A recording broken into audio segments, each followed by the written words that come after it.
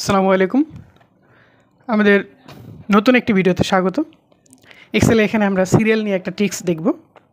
Automatically সিরিয়ালগুলো থাকবে। এখানে যে বাম পাশে যে আমি কলাম দেখতে পাচ্ছি, এখানে কিছু সিরিয়াল আছে। অর্থাৎ এখানে যদি আমি যে একটা রো ডিলিট করে দিই কোনো কারণে, অটোমেটিক্যালি দেখেন সেটা কমে গেছে।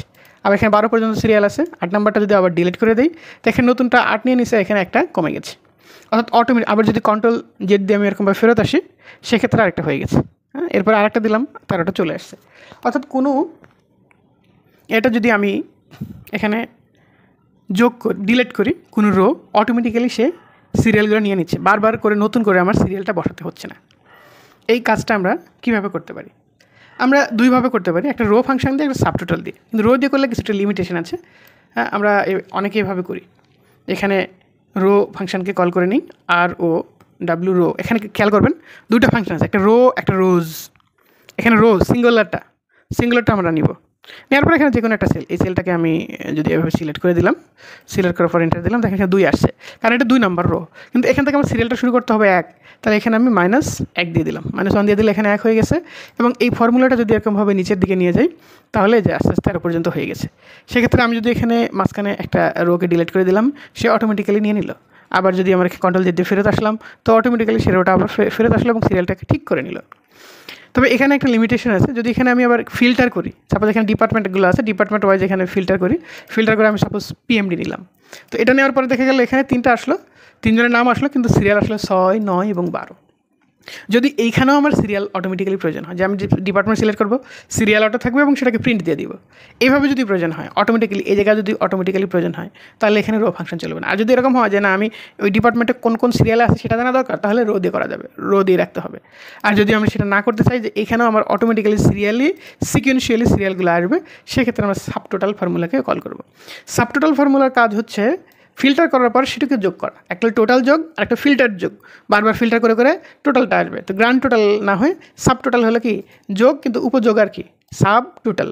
তো এক্ষেত্রে আমি যখন ইকুয়ালটি দিব, এরপর SUB, হ্যাঁ, সাব টোটাল ফর্মুলাকে কল করে নিলাম। সাব টোটাল ফর্মুলাকে কল করার পরে এখানে দেখেন বিভিন্ন অপশান আসছে, আমরা কিসের সাব টোটাল করতে চাই।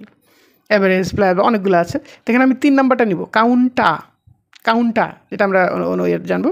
কাউন্টটাকে নেওয়ার পরে এখানে 3 নিলাম, 3 নিলে কাউন্টটা হয়ে যাবে। এরপরে কমা দেওয়ার পরে আমি রেফারেন্সটা কী নিব।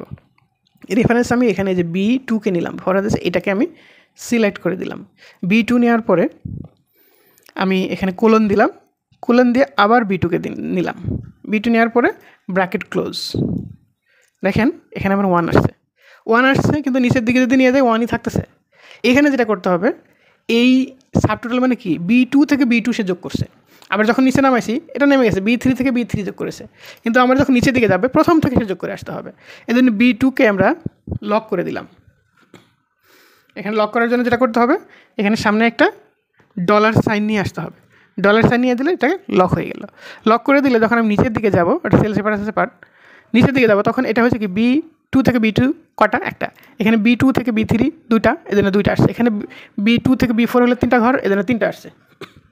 অর্থাৎ এইভাবে তখন ঘরগুলো চলে আসবে এবং 13 পর্যন্ত সিরিয়াল হয়ে গেছে। এখন যদি আমি কোনো একটা এখানে ডিলিট করি, অটোমেটিক্যালি সে নিয়ে নিচ্ছে।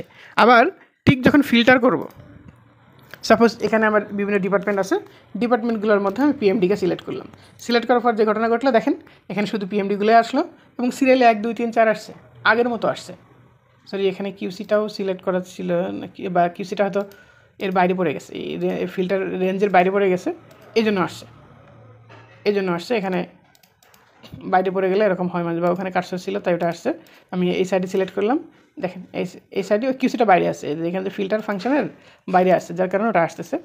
তো ওইটা আমি এই 13 নম্বরটা ফিল্টারের বাইরে পড়ছে, 13 নম্বরটা আমি ডিলিটই করে দিলাম। দেখেন এখন আর এই সমস্যাটা আসবে না। তো SID এবং PMD 2টা আসছে। আচ্ছা, এখানে আমি ফিল্টারটাকে আবার বাদ দিলাম, ফিল্টারটা নতুন করে দিই। দেখেন ফিল্টার, আবার আমি ফিল্টার দিলাম। এইবার ফিল্টার দেওয়ার পরে এখন আমি ফিল্ট্রেশন করে SID দিলাম।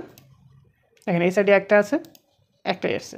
এবার PMD দিলাম, PMD 3 জন আছে, 3টা আসছে এবং সিরিয়ালও ঠিকঠাক মতো আসছে। এর প্রোডাকশান দিলাম, প্রোডাকশানে 2 জন আছে, 2টারই 1, 2 সিরিয়াল আছে।